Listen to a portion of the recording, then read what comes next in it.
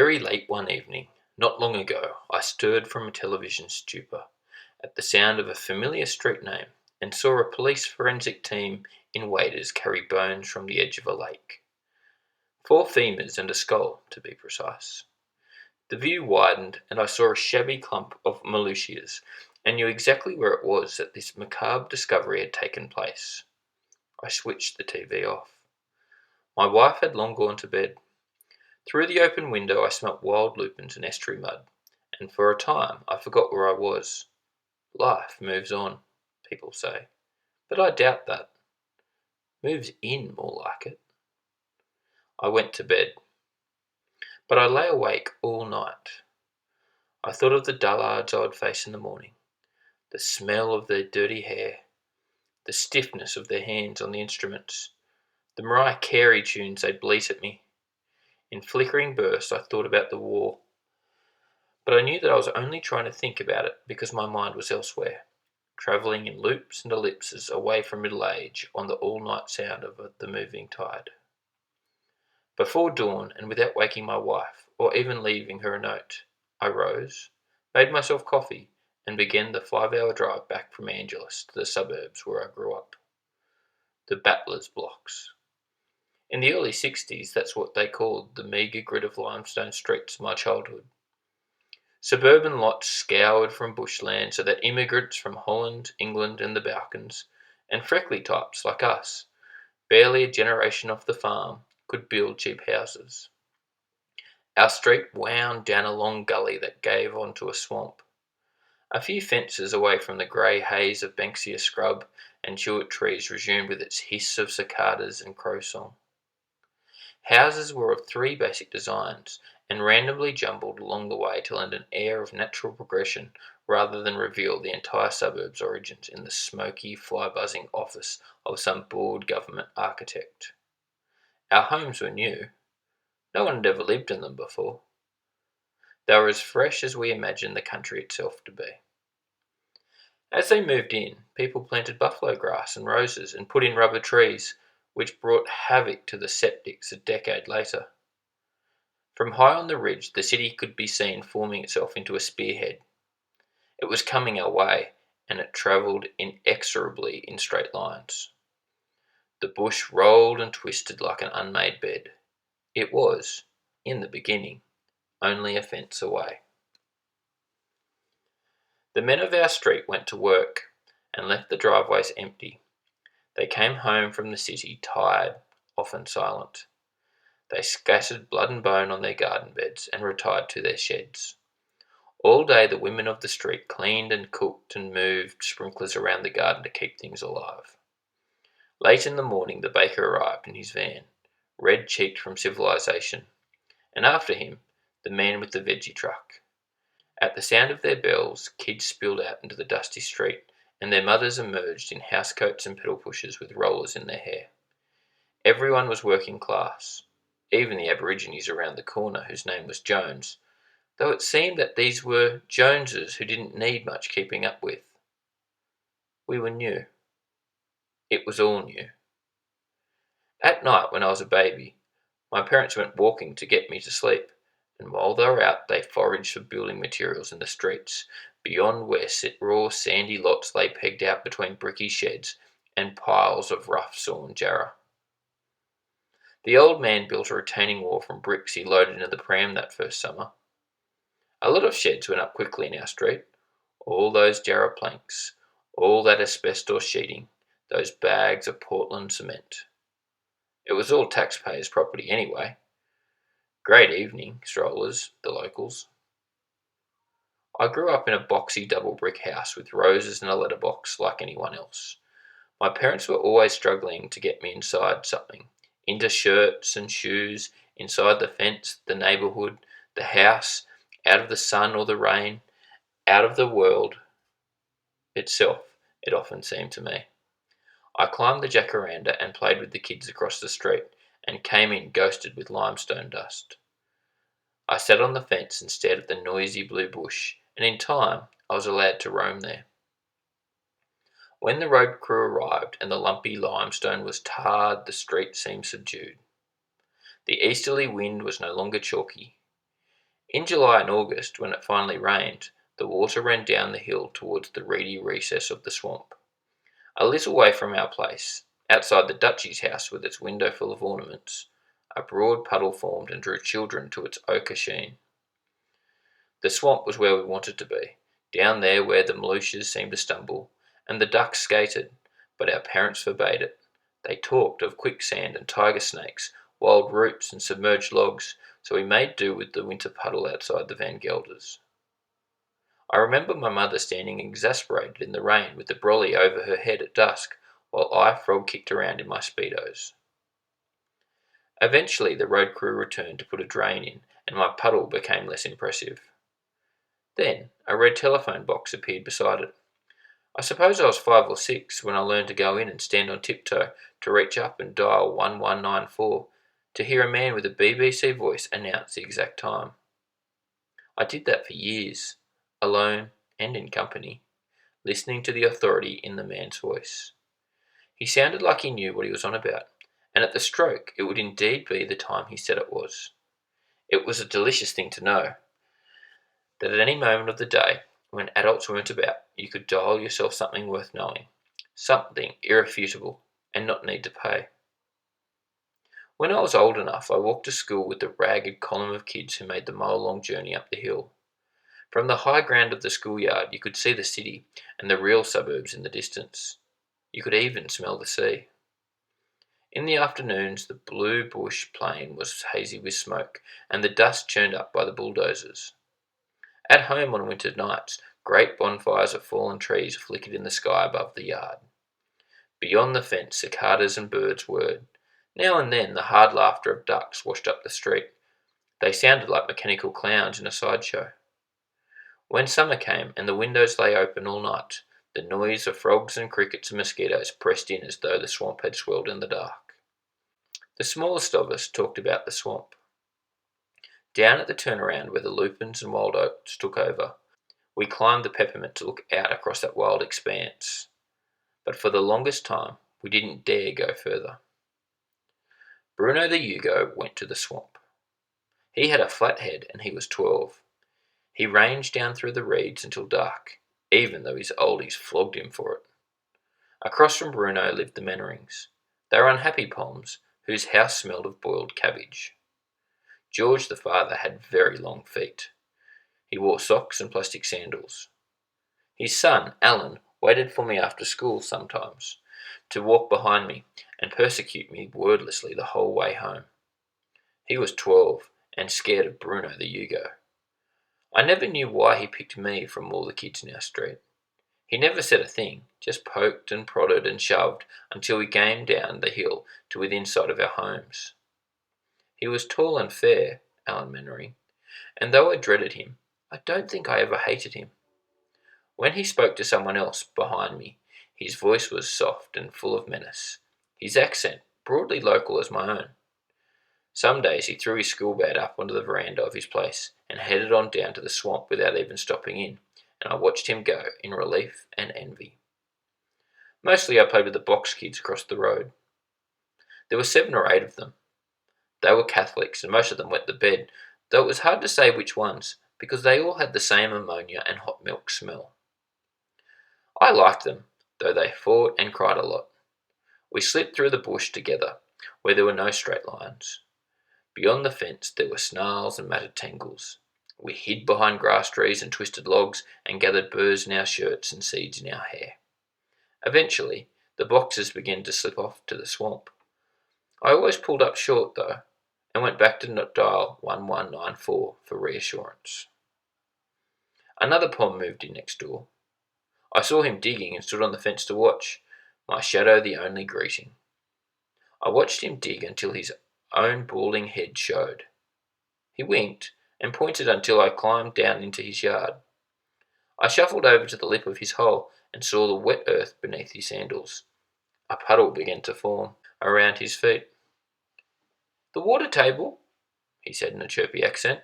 "It's high here, see? Half these fence posts are in, you know." The rank, dark stink of blood and bone hung in the air. I climbed back over the fence, but kept watching him dig. "Looks dry this country, it does, But underground there's water, caves of it, drilling. That's what this country needs. I went indoors. Someone hung a snake from our jacaranda out front. It was a dugite, headless and oozing. My mother went spare. Across the road one night, Mr. Box left his kids asleep in the Holden and went indoors with his wife. It was for a moment's peace, my oldie said, but a moment was all they had. The station wagon rolled across the road, bulldozed the letterbox, and mowed down our roses. George Mannering with the long feet trimmed his buffalo grass every week with a push mower. He liked grass. It was the one thing he'd not had in England, though he reminded us that English grass was better, finer. My mother rolled her eyes. George Mannering bought a Victor power mower, and I stood out to watch his first cut. I was there when 2-year-old Charlie lurched up between his father's legs and lost some toes in a bright pink blur. All the way back inside to my room I heard his voice above the whine of the two-stroke, which sputtered alone out there until the ambulance came. I forgot how old I was when I gave in and went to the swamp. It felt bad to be cheating on my parents, but the wild beyond the fences and the lawns and the sprinklers was too much for me. By this time I was beginning to have second thoughts about the 1194 man. My parents brought a kitchen clock which seemed to cheat with time. A minute was longer some days than others. An hour beyond the fence travelled differently across your skin compared with an hour of television. I felt time turn off. Time wasn't straight, and neither was the man with the BBC voice. I discovered that you could say anything you liked to him. Shocking things you'd only say to prove a point, and the man never said a thing except declare the plodding time. I surrendered to the swamp without warning. Every wrinkle, every hollow in the landscape led to a hissing maze down there. It was December, I remember. I got off my bike and stepped down into the dried lupins, like a man striding through a crowd. Seed pods rattled behind me. A black swan rose through the water. I went on with the ground hardened with moisture, and then went spongy with saturation. Scaly paperbacks keeled away in trains of black shadow. Reeds bristled like Venetian blinds in the breeze. Black water bled from the ground with a linoleum gleam.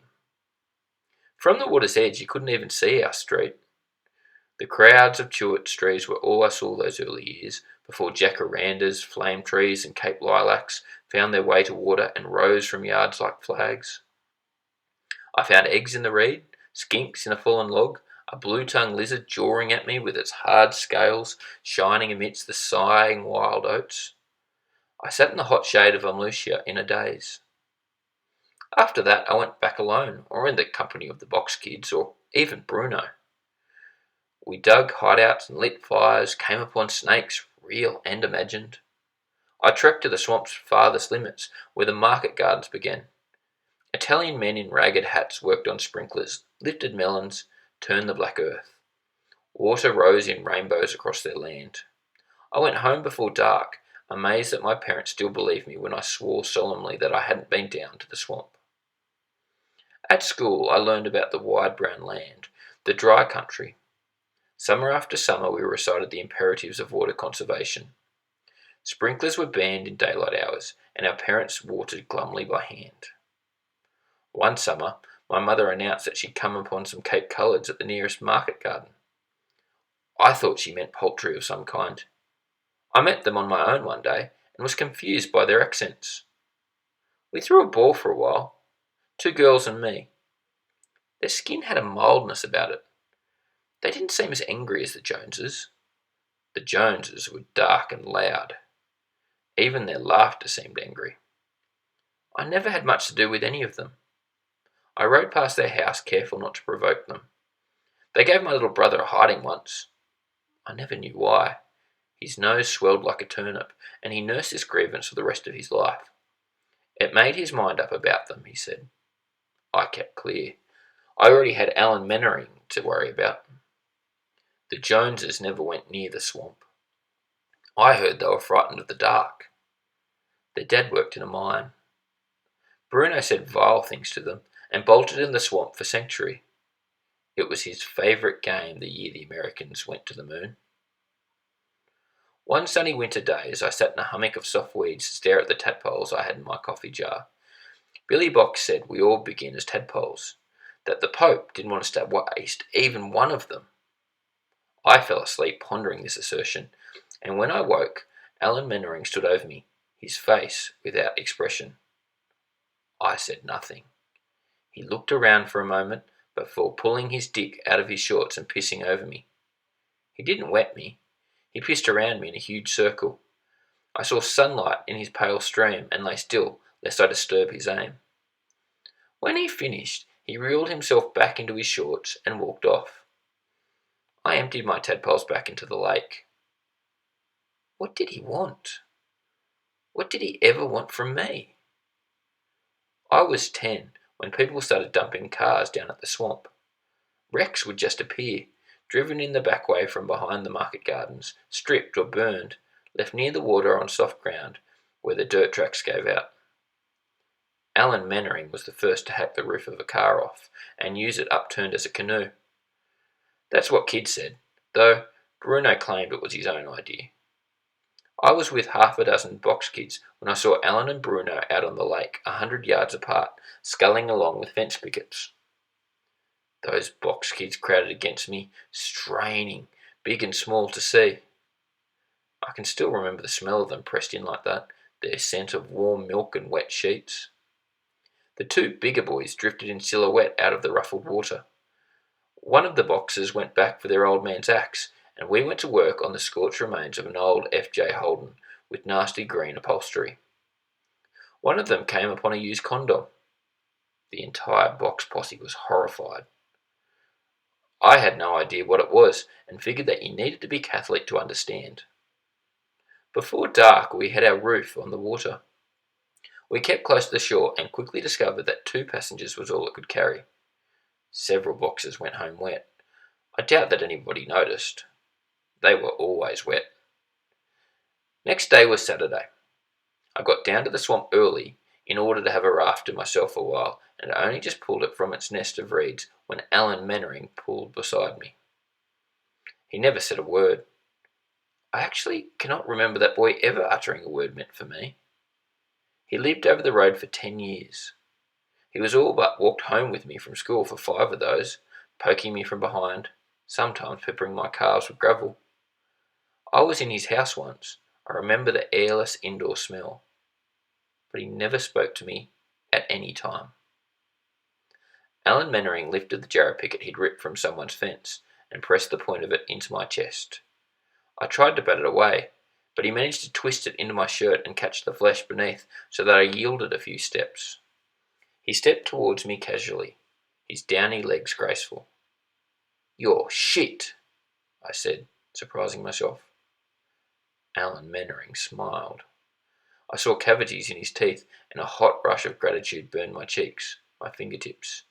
Somehow, the glimpse of his teeth made it bearable to see him drag our F.J. Holden roof to the water and pole out into the shimmering distance without even a growl of triumph, let alone a word.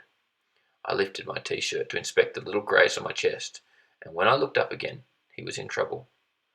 When he went down, sliding sideways like a banking aircraft out there in the ruffled shimmer of the swamp's eye, I really didn't think that my smug feeling, my satisfied pity about his English teeth, had caused the capsize. He didn't come up. I never even hated him though. I'd never called anyone shit before. After the water settled back and shook itself smooth again like hung washing, there wasn't a movement. No sign. I went home and said nothing. Police dragged the swamp, found the car roof, but no body.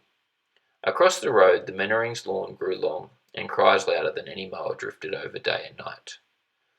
That Christmas, we drove the Falcon across the Nullarbor Plain to visit the eastern states, which is what we still call the remainder of Australia. The old man sealed the doors with masking tape, and the 4 of us sat for days breathing white dust. The limestone road was marked only with blown tyres and blown roos. Near the South Australian border, we stopped at the great blowhole that runs all the way to the distant sea. Its rising gorge made me queasy. I thought of things sucked in, of all that surging, sucking water beneath the crust of the wide brown land.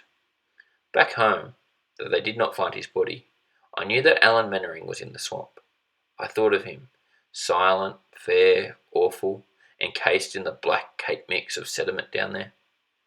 The next year, come winter, the night air was musky with smoke and sparks hung in the sky like eyes. Bulldozers tying great chains and steel balls mowed down chewits trees and banksias. I learned to spell Aquifer. 3 doors up, Wally Burniston came home drunk night after night. His wife Beryl locked him out, and if he couldn't smash his way in, he lay bawling on the veranda until he passed out. Some school mornings I passed his place and saw him lying there, beside the delivered milk, his greasy rocker's haircut awry, his mouth open, shoes gone. New streets appeared, even while the bush burned. In the phone books, which stank of cigarettes, I listened to the man from 1194 and knew he was making the time up as he went along. I saw the rainbow mist of the market garden sprinklers and felt uneasy. I thought of Alan Mannering in that mist. He'd have been liquid long ago. I was 11 now. I knew this sort of thing. As our neighbourhood became a suburb and the bush was heaved back even further on itself, there was talk of using the swamp for landfill, making it a dump, so that in time it could be reclaimed. But the market gardeners were furious. Their water came from the swamp, after all. Water was no longer cheap. The Van Gelders divorced. Wally Burniston was taken somewhere. I never found out where. One Sunday afternoon, I found myself in the Van Gelders' backyard scrounging for a companion when I came upon Mrs. Van Gelder at the back step. I coasted over to her on my dragster to ask where her son might be, but the sight of her struck me dumb. She had kohl around her eyes and a haircut that made her look like Cleopatra, as played by Elizabeth Taylor. Her dress was short and half her buttons were undone. I stared at the reservoir of the shade between her breasts, and she raised her chin at me, took a great drag on the cigarette, with her eyes narrowed, and gave me a confounding smile. She blew smoke across my handlebars. I popped an involuntary wheel stand in my hurry to get away. I hurtled back out into the street, didn't even see the car coming, but its slipstream tugged at my shirt as it swerved to miss me. Tyres bawled on the fresh-laid bitumen. When I wheeled around, someone threw open the car door and began to shout and cry, and then people came into the street. I pedalled past them and coasted down our driveway to hide in the shed. Months later, I woke from a dream in which Mrs. Van Gelder leant in towards me with her blouse undone, and I peered into her cleavage as though into a well. Then I sat up, in bed as wet as a Catholic. From one summer to the next, water restrictions grew more drastic, and people in our neighbourhood began to sink bores to get water. The Englishman next door was the first, and then everyone drilled, and I thought of Alan Mannering raining silently down upon the lawns of our streets. I thought of him in lettuce and tomatoes, on our roses, like blood and bone. I considered him bearing mosquito larvae, even being in mosquito larvae. I thought of him in frog's blood and of tadpoles toiling through the muddy depths of Alan Mannering. On autumn evenings I sat outside for barbecues and felt the unsettling chill of dew. At night I woke in a sweat and turned on the bedside light to examine the moisture on my palm where I wiped my brow. My neighbour had gotten into everything. He was artesian. At the age of 12 I contemplated the others who might have drowned in our swamp. Explorers, maybe. Car thieves who drove too close to the edge. Even, startlingly, people like the Joneses before they became working class like us. The more I let myself think about it, the less new everything seemed. The houses weren't old, but the remnants of the bush, the swamp itself, that was another thing altogether. Sometimes the land behind the straight lines seemed not merely shabby, but grizzled. I imagined 100 years, then 1,000, and 1,000,000. I surveyed the zeros of 1,000,000. Birds, fish, animals, plants were drowned in our swamp. On every zero, I drew a squiggly tadpole tail and shuddered. All those creatures, living and dying, born to be reclaimed, or sinking back into the earth to rise again and again, evaporated, precipitated, percolated. Every time a mosquito bit, I thought involuntarily of some queasy transaction with fair, silent, awful Alan Mannering. If I'm honest about it, I think I still do even now. I knew even at 10 that I hadn't willed him to die, good teeth or bad. I pulled down my t-shirt and saw him slip sideways and go without a sound, without a word.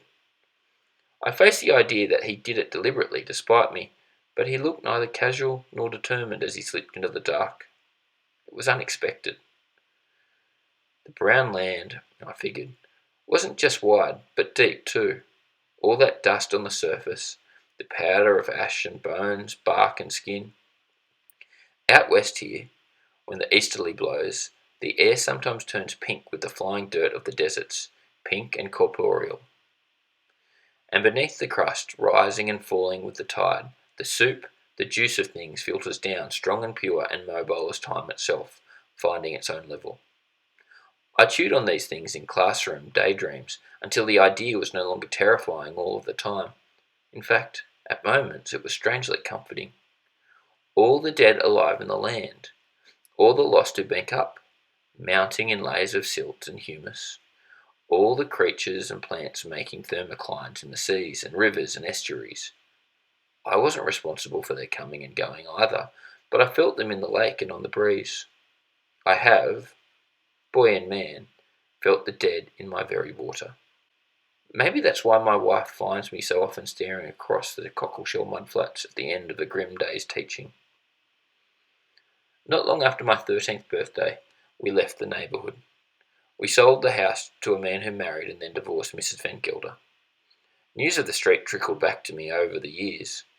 I met people in malls, airports, waiting rooms. The man next door murdered his wife. Up the road, near the ridge, a man invented the orbital engine, and the Americans tried to ruin him. Bruno went back to Serbia to burn Albanians out of their homes. Someone saw him on television. One of the box kids became a celebrity priest. Girls got pregnant. Families began to buy second cars and electrical appliances that stood like trophies on formica shelves. The suburbs straightened the bush out. Years went by. So they say. For the past 5, the state has endured a historic drought. The metropolitan dams look like rock pools at ebb tide, and it has been long forbidden to wash a car with a running hose. Unless they have sunk bores, people's gardens have crisped and died. With all that pumping, the water table has sunk, and artesian water has begun to stink and leave gory stains on fences and walls. And our old swamp is all but dry. I saw it on the news, because of the bones that have been revealed in the newly exposed mud. All around the swamp the ground is hardening in folds and wrinkles. The mud is veinous and cracks open to the sun. I saw it for myself when I pulled up, stunned from the long drive. From the moment I arrived in my air-conditioned Korean car, I began to feel sheepish. Police were pulling down their tape barriers and a few news trucks wheeled away. The action was over. I sat behind the little steering wheel, feeling the grit of fatigue in my eyes. I didn't even get out. What had I been expecting to see? More bones? The bones, perhaps. Have them handed over for my close inspection? Would that suddenly make me sanguine about Alan Mannering? The swamp had a cycleway around it now, and even a bird hide. Around the perimeter, where the wild oats are slashed flat, signs bristle with civic exhortations. Behind the pine log barriers, the straight lines give way to the scruffiness of natural Australia. The sun drove in through the windscreen, and the dash began to cook and give off a chemical smell. Down at the swamp's receding edge, the scrofulous Malusias looked fat and solid, as though they'd see off another 5 years of drought. I pulled away and drove up our old street, running a few laps of the neighbourhood in low gear. I took in the gardens whose European ornaments were blanching. Only a few people were about, women and children I didn't recognise. They stood before bloody mineral stains on parapet walls with the kind of stunned look that I wondered about. A man with rounded shoulders stood in front of my house. The jacarandas was gone. Somebody had paved where it had stood to make room for a hulking great fiberglass boat. No one looked my way for more than a moment, and part of me, some reptilian piece of me, was disappointed that no one looked up, saw right through the tinted glass, and recognised me as the kid who was with Alan Mannering the day he drowned down there at the swamp. It's as though I craved discovery, even accusation. There he is! He was there! No one said it when it happened, and nobody mentioned it since. People were always oddly incurious about him. He was gone. Time, as they say, moves on. They all went on without him, while he rose and fell, came and went regardless, and they had no idea. It's kind of plush looking, the old neighbourhood, despite the drought. Houses remodelled, exotic trees growing against second-story extensions. Middle class, I suppose, which is a shock, until you remember that everyone's middle class in this country now, except for the unemployed and the dead. The city has swept past our old outpost. The bush has peeled back like the sea before Moses. Progress has made the way until terracotta roofs shimmer as far as the eye can see.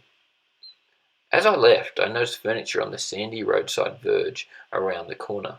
Some black kids hauled things across the yard in Woolworths bags under the frank and hostile gaze of neighbours either side. An Aboriginal woman raised her fist at a man with a mobile phone and clipboard. I pulled over a moment, transfixed. Another man with a mobile phone and aviator glasses came over and asked me to move on.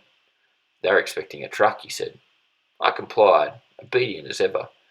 But as I gathered speed and found the freeway entry, I thought of the Joneses being evicted like that. I was right to doubt the 1194 man on the telephone. Time doesn't click on and on at the stroke. It comes and goes in waves and folds like water. It flutters and sifts like dust, rises, billows, falls back on itself. When a great wave breaks, the water is not moving. The swell has travelled great distances, but only the energy is moving, not the water. Perhaps time moves through us, and not us through it. Seeing the Joneses out on the street, the only people I recognised from the old days, just confirmed what I've thought since Alan Mannering circled me as his own, pointed me out with his jagged paling and left, that the past is in us, and not behind us. Things are never over.